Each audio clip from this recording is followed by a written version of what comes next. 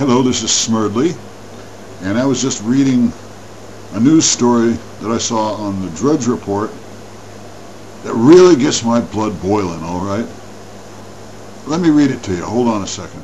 Now, this outrageous news story happened in a suburb outside of Cincinnati, Ohio, known as Blue Ash. And here's the story. Blue Ash, Ohio. Police in Ohio say an 89-year-old woman is facing a charge of petty theft because neighborhood children accuse her of refusing to give back their football. Edna Jester, 89, was arrested last week in the Cincinnati suburb of Blue Ash. Police say one child's father complained that Mrs. Jester kept the youngster's ball after it landed in her yard. Police Captain James Schaffer says there has been an ongoing dispute in the neighborhood over kids' balls landing in the woman's yard. Jester said Monday she has received many phone calls and didn't have time to discuss the matter anymore. Jester is to appear in court next month.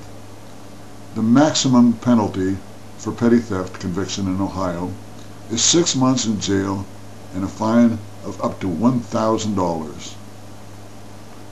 Now, that is totally outrageous. 6 months in jail for an 89-year-old woman and a $1,000 fine maximum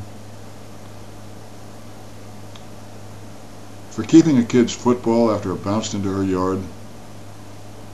That isn't enough time for that old bitch! Keeping a kid's ball is called stealing.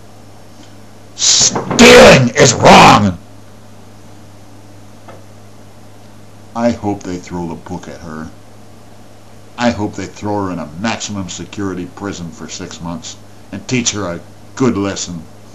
I hope to see her on a MSNBC prison documentary on TV being walked around with her clothes in a bundle over her head like that, totally naked, with her face and her private parts, especially her private parts, blurred out. I hope they throw her in a prison cell and feed her through a slot in the door with riot gear clothing on. I hope she gets beaten by other inmates for stealing from little kids. Why, that old douchebag, I hope they teach her a lesson, and I hope they, oh,